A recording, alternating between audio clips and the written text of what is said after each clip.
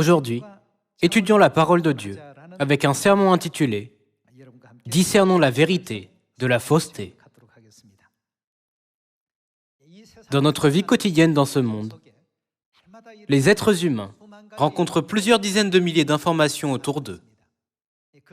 Parmi elles, certaines sont vraies et d'autres sont fausses. Même lorsque nous regardons les actualités, nous pensions par le passé que les médias rapportaient seulement des choses qui sont absolument vraies.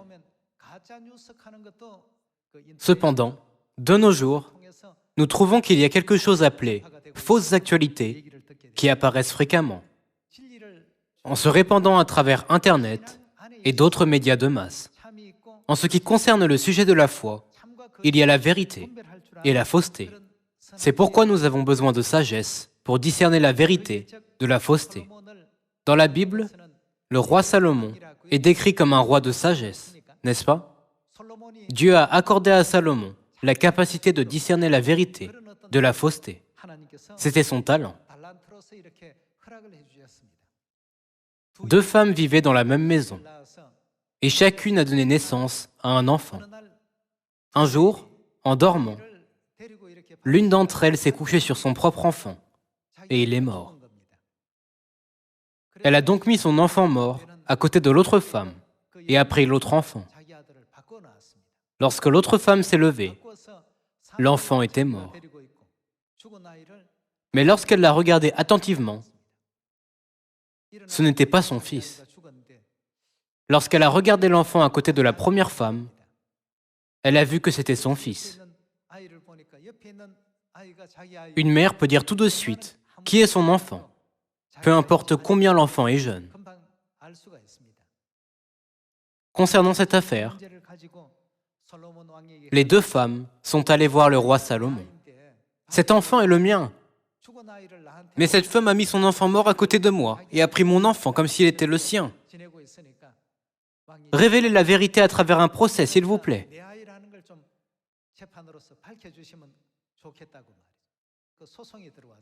Elles ont porté cette affaire devant le roi. De nos jours, nous pouvons trouver qui est la vraie mère grâce à un test ADN. Mais c'était il y a longtemps. À l'époque où il n'y avait pas de méthode scientifique, trouver la vraie mère était une tâche tellement difficile.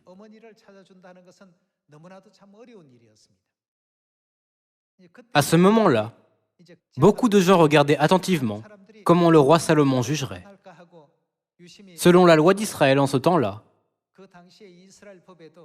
lorsque deux parties revendiquaient la propriété du même objet, si la vérité ne pouvait pas être révélée, il fallait diviser l'objet et en donner une moitié à chacune d'elles.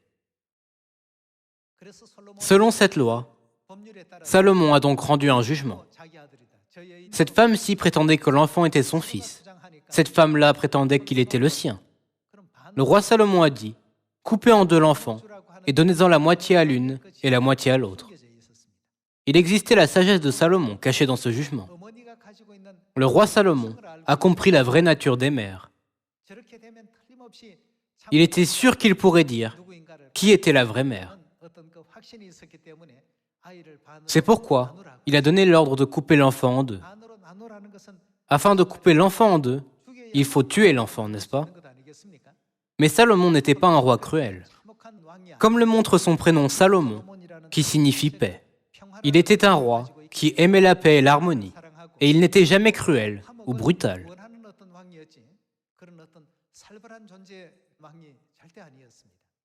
Lorsqu'un sujet a tiré une épée pour couper l'enfant en deux, qu'a dit la vraie mère?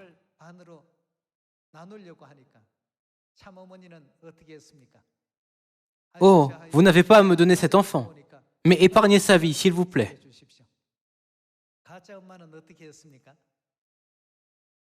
Qu'a dit la fausse mère? « Il ne sera ni à moi, ni à toi. Coupez-le. » Les réactions des deux femmes étaient complètement différentes. Voyant cela, Salomon a dit, « Elle est la vraie mère. La mère qui a imploré pour la vie de l'enfant, même si elle ne peut pas reprendre l'enfant, elle est la vraie mère. Donnez l'enfant à cette femme. » Grâce à la sagesse que Dieu avait accordée, la vérité et la fausseté ont été révélées. Concernant cette époque où nous vivons, la Bible nous a avertis que beaucoup de faux prophètes et de faux Christ apparaîtraient et qu'ils essaieraient de séduire, si possible, même les élus.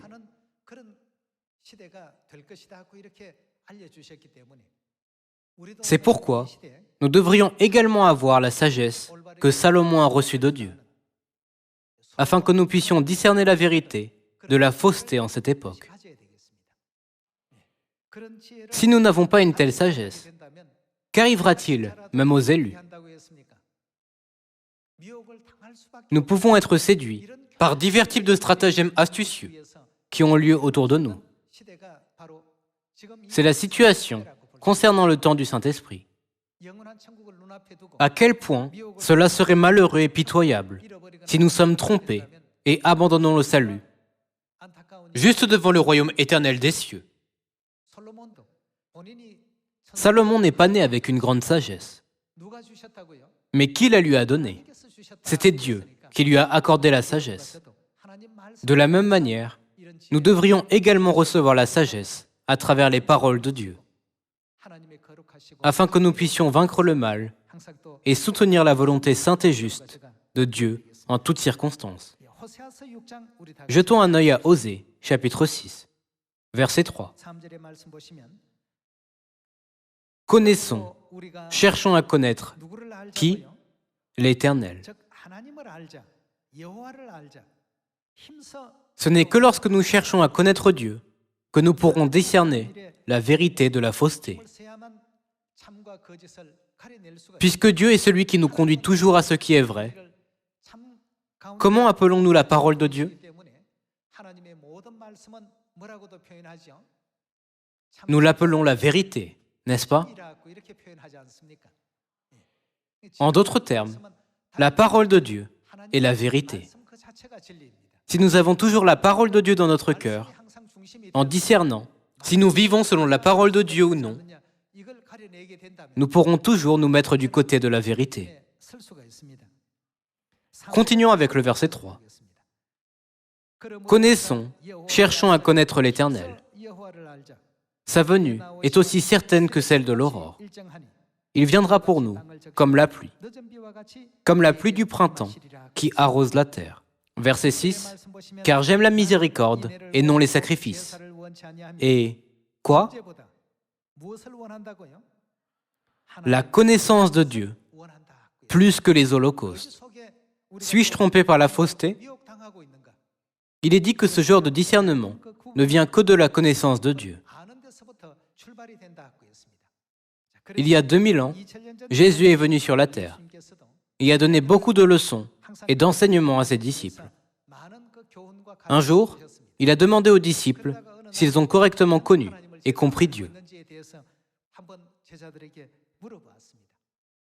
Dans Matthieu chapitre 16, verset 13, il est écrit: Jésus, étant arrivé dans le territoire de Césarée de Philippe, demanda à ses disciples: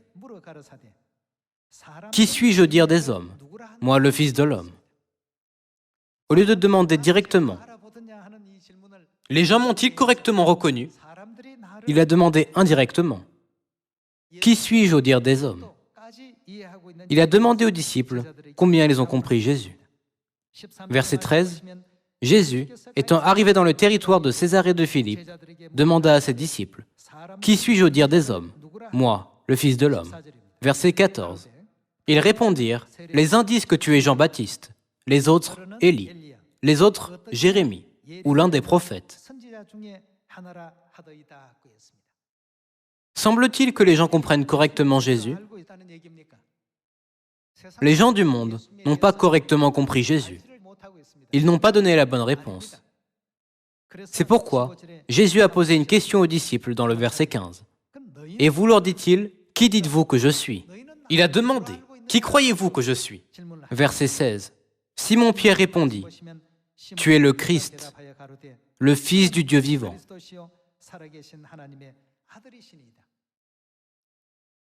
Sur le Fils de Dieu, il est écrit dans Ésaïe chapitre 9: un Fils nous est donné.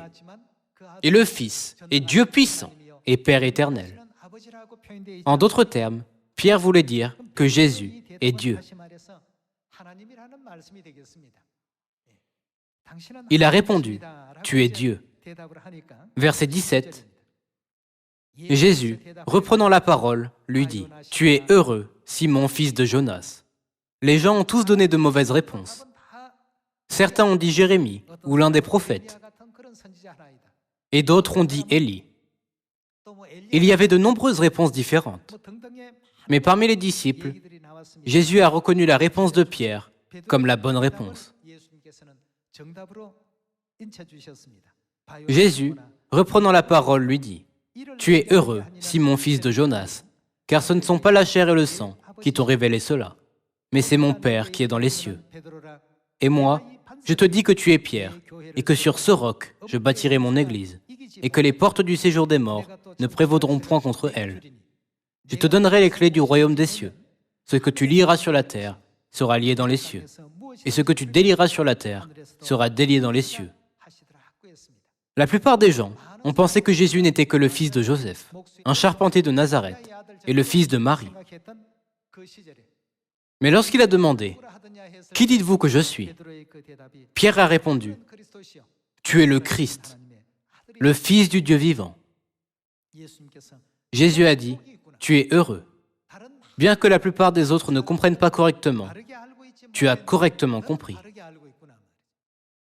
Je te récompenserai donc avec les clés du royaume des cieux. Et sur ce roc, je bâtirai mon église. » Après avoir entendu la réponse de Pierre, Jésus a donné beaucoup de grâce et de bénédictions à Pierre. Cela ne concerne pas seulement le temps du Fils. Même au temps du Saint-Esprit, bien que beaucoup de gens considèrent simplement notre Dieu comme un bon voisin ou un gentleman de passage, si nous sommes capables de proclamer notre foi en disant « Tu es le Christ, le Fils du Dieu vivant », que dira Dieu? Tu es heureux. Tu es tellement béni. Nous devons connaître Dieu. Ce n'est que lorsque nous connaissons correctement Dieu que nous serons capables de discerner la vérité de la fausseté. Lorsque nous comprendrons les caractéristiques et la nature de Dieu, nous pourrons discerner la vérité de la fausseté, même si des milliers de faux Christ et de faux prophètes apparaissent devant nous. Le but de notre foi est Dieu. Lorsque nous mettons en pratique notre foi, en avançant vers Dieu, nous recevrons tous la même bénédiction que celle de Pierre, qui a reçu les clés du royaume des cieux, n'est-ce pas? Alors, comme nous essayons de comprendre correctement Dieu, quel est le signe que nous devons chercher? C'est une sorte de miracle? Ou devrions-nous chercher quelqu'un qui fait beaucoup de bonnes actions pour les pauvres? C'est ainsi que nous pouvons reconnaître Dieu? Par quoi pouvons-nous dire si c'est Dieu ou non? Toutes les réponses se trouvent dans la parole de Dieu. Jetons un œil à Jean chapitre 5, verset 39.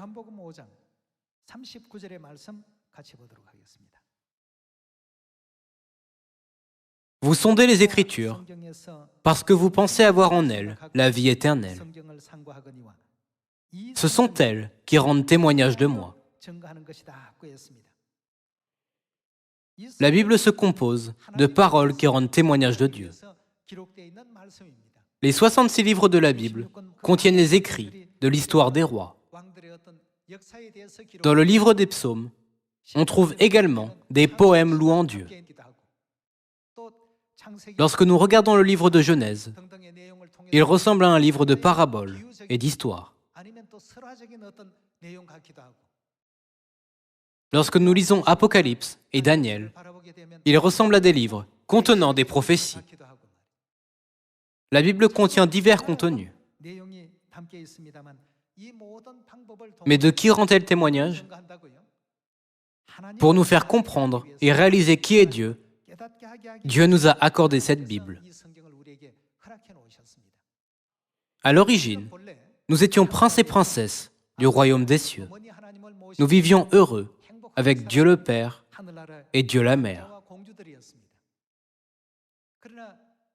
Mais nous avons été séduits par l'astre brillant, le fils de l'aurore, ou Satan, et avons commis de graves péchés. À cause de nos péchés, nous avons été chassés sur la terre. Durant les jours de nos courtes vies sur la terre, heureusement, Dieu nous a accordé une occasion de nous repentir de nos péchés que nous avons commis dans le ciel, afin de nous rétablir au royaume des cieux. Après nous avoir laissé nous repentir, Dieu nous a permis de vivre temporairement dans ce monde.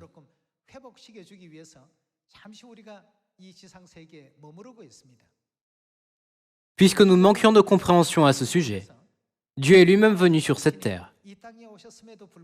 Mais nous ne l'avons pas correctement reconnu. Certains ont dit qu'il était l'un des maîtres. Certains ont dit qu'il était un prophète, comme Jérémie. Certains ont dit qu'il était un prophète comme Élie. Lorsque les gens avaient ce genre de compréhension, Pierre a répondu, « Tu es le Christ, tu es le Fils du Dieu vivant. » Par cela, il voulait dire, « Tu es Dieu. » Pierre pouvait donner la réponse la plus correcte à Jésus.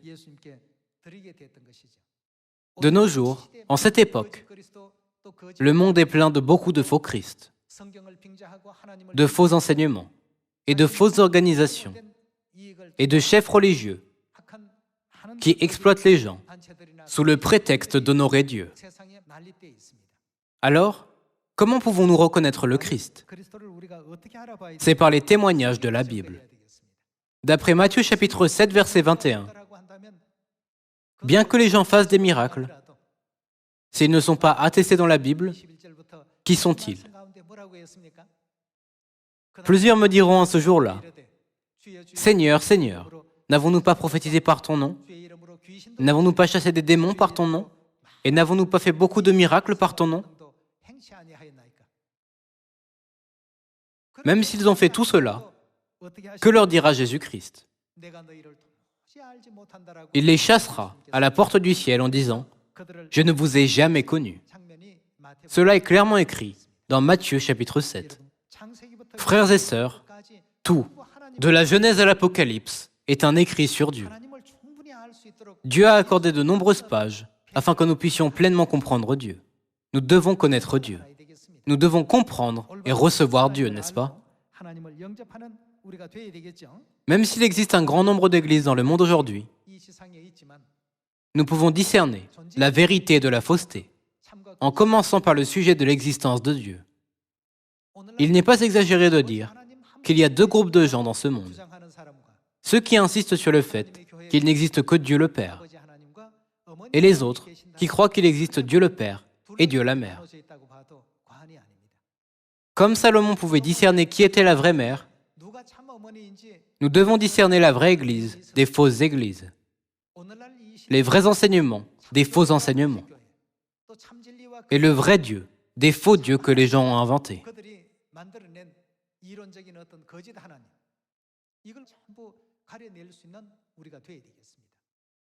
Jetons un œil à Genèse, chapitre 1, verset 1.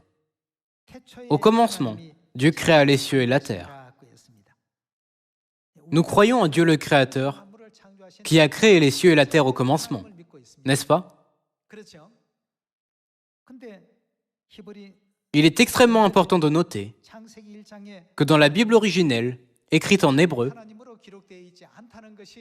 Dieu, dans Genèse chapitre 1, n'est pas écrit au singulier. De nos jours, que croient toutes les églises? Elles croient qu'il n'existe qu'un seul Dieu, Dieu le Père. S'il n'existe qu'un seul Dieu, est-il vraiment nécessaire qu'il utilise le titre Père? Le titre Dieu est assez bon pour que tout le monde comprenne. Cependant, un autre qualificatif, Père, accompagne le titre Dieu. C'est parce qu'il existe un autre être spécial qui doit être clairement distingué de Dieu le Père. Je crois qu'il y a certaines choses qui ne peuvent pas être distinguées, sauf si le mot Père est utilisé. C'est pourquoi Dieu a ajouté le qualificatif Père à côté de Dieu. Ne le pensez-vous pas? S'il avait été seul, il aurait pu simplement dire Dieu. Il en est de même pour les êtres humains. Nous pouvons simplement dire humain. Mais pourquoi utilisons-nous l'expression homme? C'est parce qu'il y a un autre être qui doit être distingué de homme, n'est-ce pas? C'est parce que nous utilisons les expressions homme et femme. S'il n'existe qu'un seul Dieu, il n'est pas nécessaire d'ajouter le qualificatif Père à côté du mot Dieu. Comme il est écrit dans Genèse chapitre 1, verset 1, « Au commencement, Dieu créa les cieux et la terre. »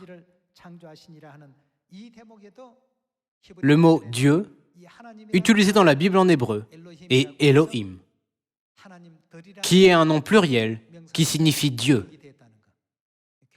C'est extrêmement important, n'est-ce pas? Nous croyons en Dieu qui a créé les cieux et la terre. Nous ne croyons pas en un Dieu fait par des hommes. Nous croyons en Dieu, dont la Bible a parlé et dont les paroles de Dieu ont témoigné. Alors, quant à notre Dieu qui a tout créé au commencement, nous devons vérifier et confirmer quel genre d'apparence Dieu avait, n'est-ce pas? Afin de nous faire connaître l'existence de Dieu, Dieu a créé divers systèmes sur la terre. Allons à Hébreux, chapitre 8, verset 5. Il célèbre un culte. C'est quoi? Image et ombre des choses célestes. La Bible nous enseigne clairement que la réalité est au ciel et que ce qui est sur la terre est une image et une ombre. Dieu l'a fait pour que nous comprenions très facilement. Dans le système familial sur la terre, nous avons un père selon la chair. Donc, il doit également y avoir un père au ciel. Que dit la Bible à ce propos? Dans Matthieu, chapitre 6, verset 8, il est écrit « Ne leur ressemblez pas, car votre Père sait de quoi vous avez besoin, avant que vous le lui demandiez. » Le Père mentionné ici est le Père de nos esprits, qui a donné naissance à nos esprits. Il est dit, Dieu, votre Père, sait. Tout comme il y a un Père dans la famille terrestre, il y a un Père dans la famille céleste. Nous pouvons voir qu'il y a une relation de réalité et d'image. Lorsque nous prêtons attention à toutes ces choses, nous pouvons clairement discerner la vérité de la fausseté en cette époque. Si quelqu'un va à une église en croyant aveuglément en Dieu, sans comprendre tout cela, il peut se méprendre et penser que Dieu est dans n'importe quelle église où il va. Nous devons réaliser que ce genre de pensée est ce qui bloque le chemin pour rencontrer le vrai Dieu. Par le passé, un membre a dit, « Pasteur général, j'ai été forcé de devenir grand-mère. » Je lui ai demandé, « Que veux-tu dire ?» Il a dit, « Lorsque mon petit-fils est né, je suis automatiquement devenu grand-père. » Dans une famille, il y a un père. Mais il doit clairement y avoir des enfants qui peuvent l'appeler père, n'est-ce pas? Ce n'est que lorsqu'un homme a des enfants qu'il peut devenir père. Quel que soit son âge, un homme sans enfant ne peut jamais être père. Même dans le monde spirituel, il y a Dieu le Père et il y a ses enfants qui l'appellent Père. Regardons 2 Corinthiens, chapitre 6, verset 17. C'est pourquoi, sortez du milieu d'eux et séparez-vous, dit le Seigneur. Ne touchez pas à ce qui est impur et je vous accueillerai. Je serai pour vous, quoi? Un père. Et vous serez pour moi, quoi? Des fils et des filles. Ici, il est écrit, vous serez pour moi des fils et des filles.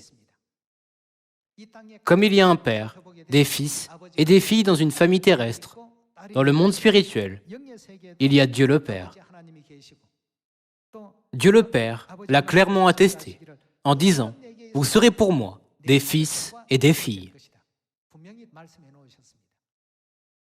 N'est-il pas clair que la famille terrestre est une image et une ombre de la famille céleste?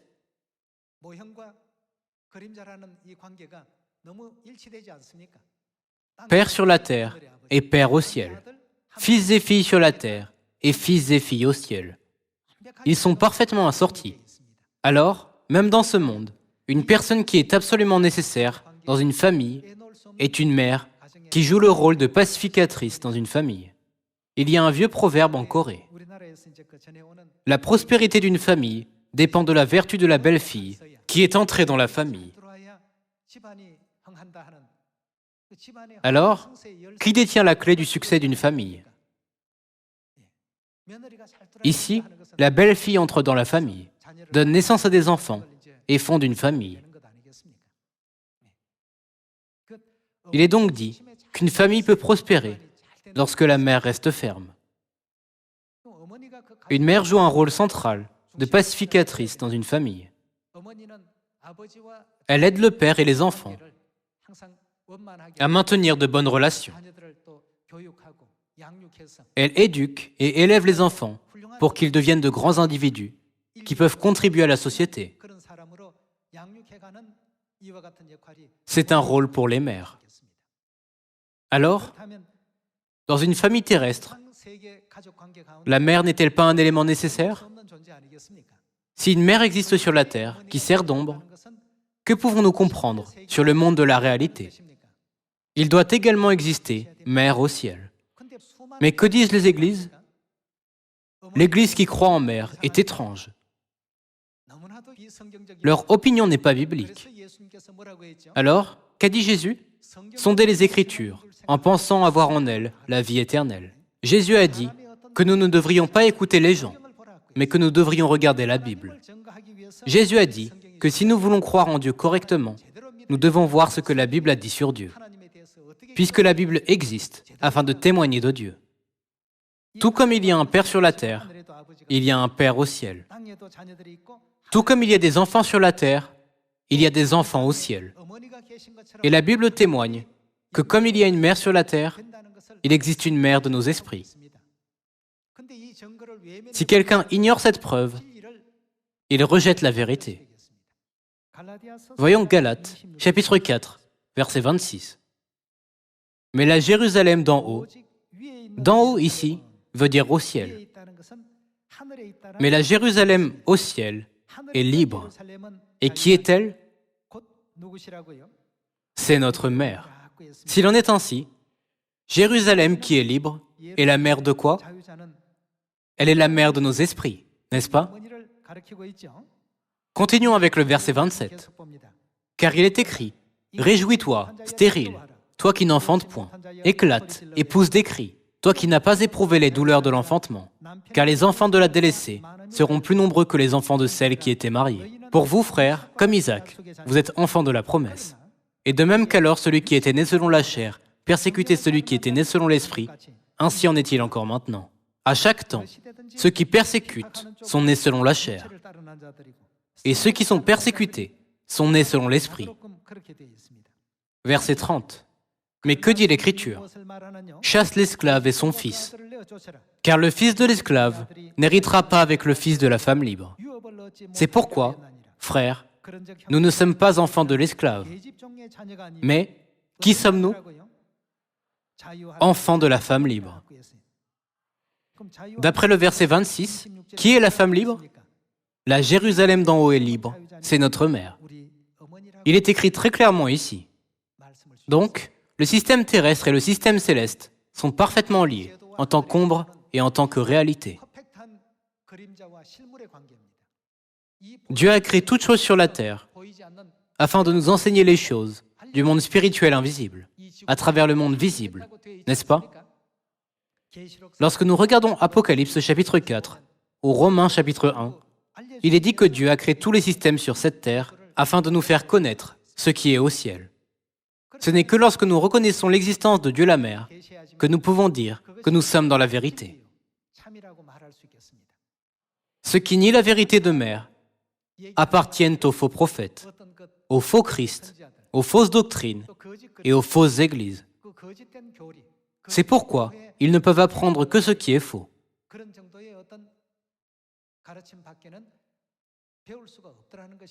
Jetons un œil à Romains, chapitre 1, verset 18.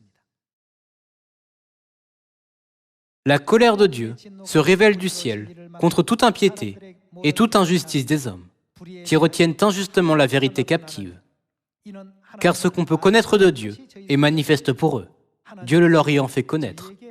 En effet, les perfections invisibles de Dieu, sa puissance éternelle et sa divinité, se voient comme à l'œil nu depuis la création du monde, quand on les considère dans ses ouvrages. Sa puissance éternelle et sa divinité se voient comment?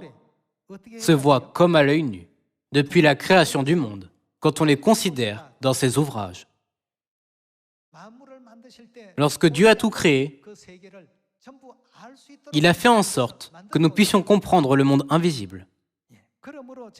Ils sont donc, comment? Inexcusables. Dieu a fait en sorte que personne ne puisse dire « Je ne pouvais pas croire parce que je ne savais pas ». Parmi toutes les bêtes des champs, toutes les plantes, tous les poissons de la mer et tous les oiseaux dans les airs, y a-t-il quelque chose qui naisse sans mère? Alors, pourquoi Dieu a-t-il créé des mers? Dieu aurait pu facilement faire en sorte que plusieurs enfants puissent naître à la fois sans mère, n'est-ce pas? Dieu peut certainement le faire, mais il voulait nous enseigner sa volonté à travers la providence de la nature, dans laquelle tous les êtres vivants reçoivent la vie de leur mère. Il doit certainement exister votre mère céleste dans le monde spirituel. Alors, croyez en Dieu la mère et soyez les enfants qui peuvent la suivre partout où elle va. Père a également expliqué, en utilisant un proverbe coréen, afin que nous puissions facilement comprendre sa volonté. Si vous écoutez mère, vous pouvez recevoir du gâteau de riz, même en dormant. De plus, comme vous le savez très bien, Père a écrit « Élisée a suivi Élie, Josué a suivi Moïse, Pierre a suivi Jésus, et je suis mère. » Je vous ai donné un exemple, alors vous devez faire comme je vous ai fait. Aujourd'hui, en gravant ces paroles sur des tables de chair, sur les cœurs, nous devons tous discerner la vérité de la fausseté. Voyons un verset de plus dans Apocalypse chapitre 22. Apocalypse chapitre 22 verset 17. Et l'Esprit et l'épouse disent, dans Apocalypse chapitre 19, il est écrit « L'agneau et son épouse ». Dans Apocalypse chapitre 21, il est écrit « L'agneau et la femme de l'agneau ». Dans Apocalypse chapitre 22 verset 17, il est écrit « L'Esprit et l'épouse ». Donc, l'Esprit indique l'agneau. C'est l'agneau qui doit venir, au temps du Saint-Esprit. Ce doit donc être le Christ venant pour la seconde fois, n'est-ce pas? D'un point de vue spirituel, le Christ venant pour la seconde fois est notre Père. Père et l'épouse. Qui est l'épouse? Père et mère nous parlent. Père et mère nous conduisent. Nous devons confirmer à travers la Bible que dans ce monde, il n'y a aucune autre église qui puisse nous conduire au ciel que l'église où Père et mère nous disent de venir. Il n'y a aucune autre vérité. Apocalypse, chapitre 22, verset 17. Et l'Esprit et l'épouse disent « Viens ». Et que celui qui entend dise « Viens ». Et que celui qui a soif vienne. Que celui qui veut prenne de l'eau de la vie, gratuitement. Je le déclare à quiconque entend les paroles de la prophétie de ce livre. Si quelqu'un y ajoute quelque chose, Dieu le frappera des fléaux décrits dans ce livre. Et si quelqu'un retranche quelque chose des paroles du livre de cette prophétie, Dieu retranchera sa part de l'arbre de la vie et de la ville sainte décrit dans ce livre.